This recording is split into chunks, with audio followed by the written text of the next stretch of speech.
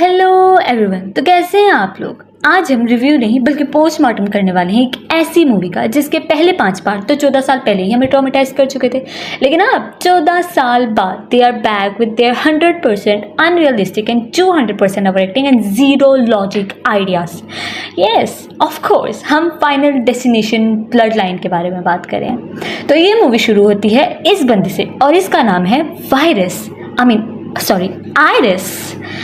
So basically इसका बंदा यानी इसका बॉयफ्रेंड इसको प्रपोज करने के लिए यानी जीने और मरने की कस्में खाने के लिए इसको इस पानी की टैंकी जैसे रेस्टोरेंट में उठा के ले आता है।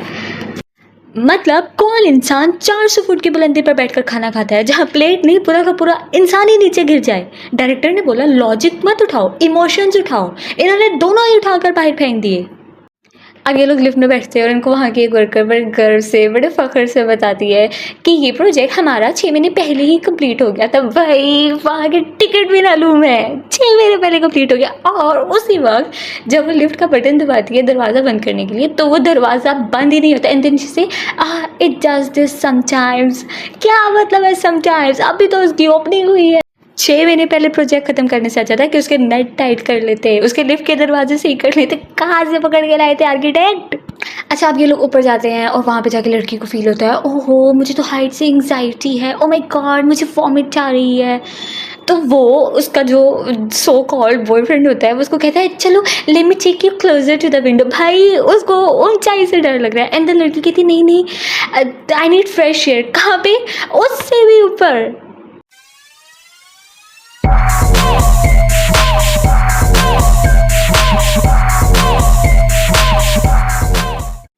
और फिर दिस मेन फसाद की जड़ दिस बच्चा, ये अमीर बाप की बिगड़ी हुई औलाद 400 फुट की बुलंदी से नीचे सिक्के फेंक रहा है। तू सिक्के क्यों फेंक रहा है यार? तू थूक फेंक ले नीचे, तू सिक्के क्यों फेंक रहा है? मतलब इस मूवी में सब मरने ही आए थे।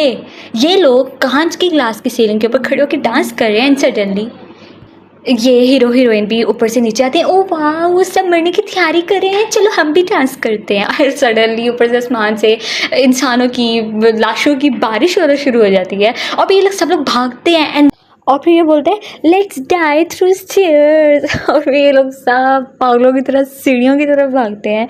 भाई पूरी बिल्डिंग नीचे गिर रही है तो ऑब्वियस सी बात है सीढ़ियाँ भी टूट जाएंगी। अब जो इस मूवी का मेन पर्पस होता है वो ये होता है कि जो आयरिस नामी वायरस है इसको प्रेमोनिशन हुई है कि इस रेस्टोरेंट में इस वक्त जितने लोग मौजूद हैं ये सब मर जाएंगे। ये सब उसकी प्रेमोनिशन होती है और वो ये बात वहाँ होटल में मौजूद लोगों को बताती है और वो सिक्योरिटी को बुला के उससे ही फेंकवा देते हैं। मतलब सब मरने के लिए तैयार बैठे हैं। अब जी मूवी इनकी ब्लड लाइन के ऊपर आ जाती है कि वहाँ पे जितने भी लोग मौजूद थे वो उनकी जनरेशन कैसे चल सकती है, उनको भी मरना है, सबको मरना है। मतलब मेन फोकस जो इस मूवी का है वो है मरना और कुछ नहीं। तो फिर एंट्री होती है मिस जेफनी की जो बेसिकली इस मूवी में डेथ की एजेंट का काम कर रही है। क्या बात है। मूवी देखकर तो मुझे सिर्फ एक चीज़ समझ आई है कि इनमें से किसी की भी मौत पीसफुली नहीं हो सकती है। सबकी मौत इतनी ट्रेजिडिक इतनी खौफनाक मौत हुई है।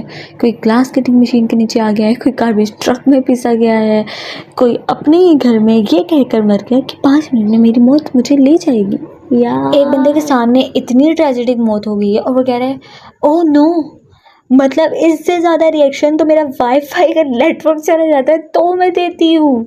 लेकिन पूरी मूवी में देयर इज ओनली 1% जो सरवाइव कर जाता है जिसको सारे अवार्ड्स जाते हैं और वो है this person, the man, the legend, the JB. ये नहीं मरा। तो आई होप कि आपको मेरी वीडियो अच्छी लगी हो और अगर अच्छी लगी है या फिर नहीं भी लगी है तो like share subscribe and hit the bell icon.